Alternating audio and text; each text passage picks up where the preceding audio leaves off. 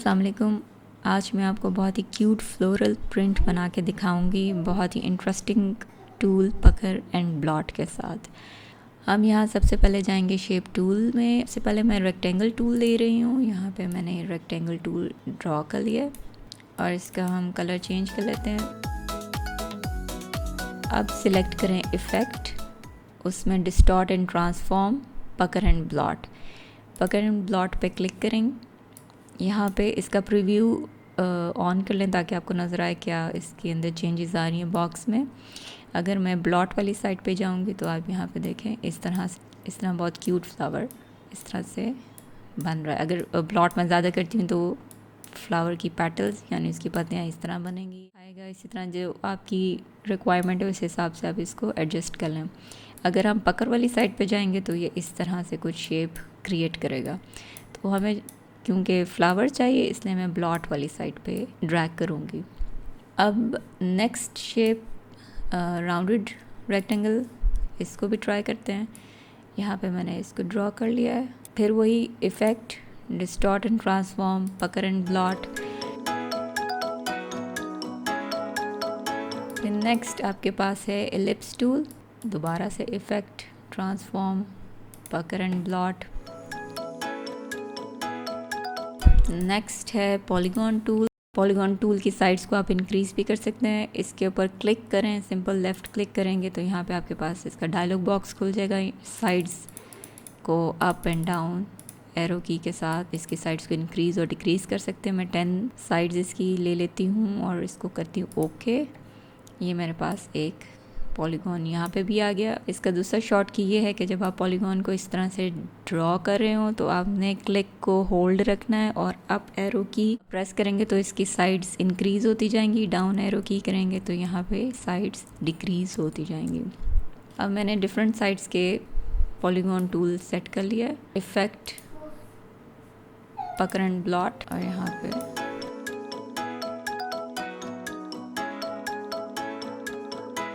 Last पे है star tool. Star tool को भी हम ट्राई कर लेते हैं। स्टार टूल की भी साइड्स को आप इंक्रीज़ और डिक्रीज़ उसी तरीके से कर सकते हैं। मैंने ये स्टार को ड्रॉ किया है।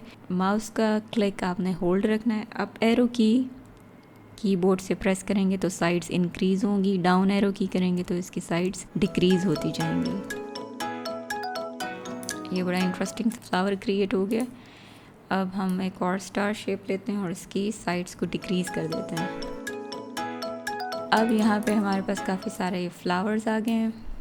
अब इसको आप अपने डिज़ाइन में इनकॉर्पोरेट करेंगे। उसके लिए अब हम पहले कलर पैलेट डिसाइड कर लेते हैं कि हमने इसकी कलर पैलेट क्या करनी है। अगर आपको खुद कलर पैलेट समझ नहीं आ रही है तो हम इंटरनेट से कलर पैलेट को जनरेट कर लेते हैं। उसके लिए वेबसाइट पे जाएं और यहाँ पे कलर पैलेट, बड़ी इंटरेस्टिंग सी कलर पैलेट्स पड़ी हुई होंगी, आप उसके साथ कलर पैलेट को जनरेट कर लें। अब हम रेक्टेंगल टूल लेते हैं, ड्रॉ, और यहाँ डबल क्लिक करके इसकी कलर पैलेट आपने ओपन कर लेनी है। अब आपके पास जो जनरेटर में कोड दिया होगा, कलर कोड ये वाला ECCBD9। अब यहाँ पे कोड लेने के लिए मैंने कलर के ऊपर क्लिक किया, इसका कोड आ गया। इसको कॉपी, Ctrl+C या Command+C के साथ कॉपी और यहाँ कलर पिकर में आके इसको पेस्ट कर दें ओके। तो ये एग्जैक्टली आपके पास वही कलर आ गया।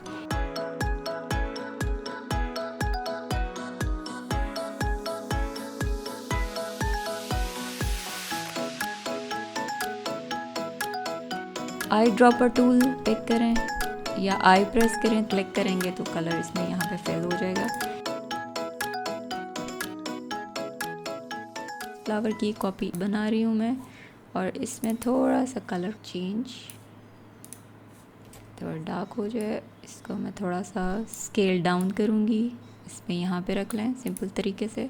और फिर शेप टूल में जाएं, सर्कल, इसको हम सेंटर में रख लेते हैं और इसको कलर कर लेते हैं वाइट या लाइट, बिल्कुल लाइट पिंक। तो आपके पास ये बड़ा क्यूट सा एक फ्लावर हो गया। इस पूरे को हमने सेलेक्ट करना है, Ctrl+G, तो ये हो जाएगा ग्रुप। अब इसी तरीके से दूसरा फ्लावर भी सेट कर लेते हैं।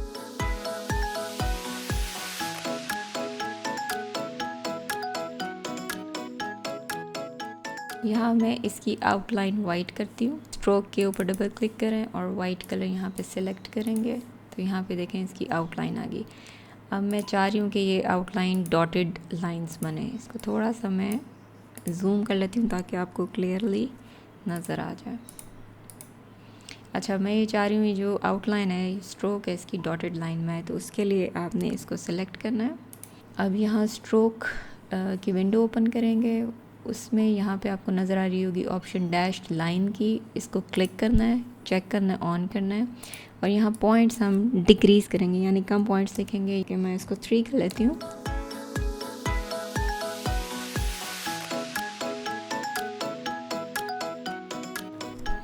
अब हमने बहुत ही क्यूट फ्लावर्स ड्रॉ कर लिए हैं। अब आपने इसकी रिपीट में इसको इनकॉर्पोरेट करना है। वो अब हम कैसे करेंगे ये देख लेते हैं। ज़रूरी नहीं है कि जो फ्लावर्स ड्रॉ किए हैं आप सारे ही यूज़ करें। अब यहाँ पे रिपीट बना लेते हैं इसकी। रेक्टेंगल टूल सिलेक्ट करें। अब इसका एक साइज़ आपने सेट करना है जो कि आपको खुद याद रहे। फॉर एग्ज़ाम्पल अगर मैं यहाँ 300 पॉइंट्स ले लेती हूँ, 300 पॉइंट्स, और विड्थ और हाइट 300 पॉइंट्स। अब ये रीडिंग मुझे याद रहेगी। अब यहाँ पे कलर पैलेट में देखें, मैंने यही वाला कलर यूज़ नहीं किया था, वो मैंने बैकग्राउंड के लिए छोड़ दिया था, इसलिए अब मैं इसको बैकग्राउंड में फिल कर लेती हूँ। अब मेरे पास ये एक स्क्वायर आ गया। ये मेरी टाइल है जिसके अंदर मैंने इस पूरी डिज़ाइन को कंपोज करना है, जो कि बाद में रिपीट होगा। इस सिलेक्शन को आपने लॉक कर लेना है। ऑब्जेक्ट लॉक और सिलेक्शन, या कमांड 2 या कंट्रोल 2 आप क्लिक करेंगे। अब इन सारे फ्लावर्स को सिलेक्ट करें, right click, arrange, bring to front, ताकि जब इस स्क्वायर के ऊपर मैं लेके आऊँ तो ये फ्रंट पे ही आए। अब यहाँ डिज़ाइन को कंपोज करना स्टार्ट करते हैं। अब जो मोटिव से स्क्वायर के बाहर हैं इसको हम सिलेक्ट करेंगे, राइट क्लिक, ट्रांसफॉर्म और मूव। मैं चाह रही हूँ कि इसको मैंने हॉरिजॉन्टल वहाँ पे शिफ्ट करना है, तो आपको अगर बॉक्स की रीडिंग याद है जो कि मैंने 300 ली थी, आपने हॉरिजॉन्टल में उसकी रीडिंग डाल देनी है 300, 300 डाल देनी है, और वर्टिकल को आपने 0 कर देना है। और यहाँ पे ऑप्शन आपने डायरेक्ट ओके नहीं करना, पहले इसको करना है कॉपी आपने करना है, ठीक है। ये इसकी एग्जैक्ट यहाँ पे कॉपी तैयार हो जाएगी। इसी तरह ये वाले मोटिव को हम राइट क्लिक, अरेंज, मूव। अब ये मैंने नीचे इधर मूव करना है तो हॉरिजॉन्टल क्या हो जाएगा 0, और वर्टिकल बिलो मूव करना है तो यहाँ पे मैं रीडिंग दूंगी इसकी 300। कॉपी पे क्लिक कर दें तो ये यहाँ पे कॉपी हो गया। इस तरीके से अब बाकी की आपने इन स्पेसेस को फिल करना है।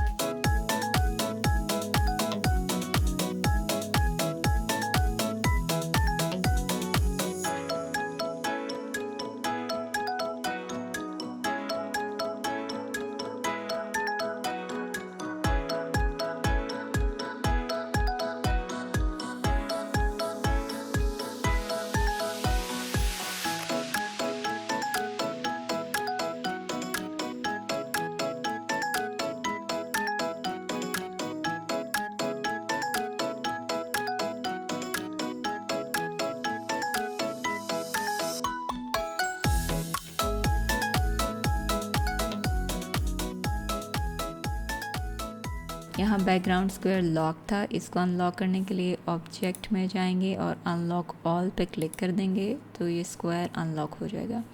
अब इसी तरह स्क्वायर हाईलाइट हुआ हुआ है, सिलेक्ट हुआ हुआ है, इसके ऊपर राइट क्लिक करके कॉपी, एडिट में पेस्ट इन बैक, और यहाँ पे फिल ऑफ कर लेंगे। अब इस सारे डिज़ाइन को सिलेक्ट करें, ड्रैग और ड्रॉप कर दें स्वॉच पैलेट में।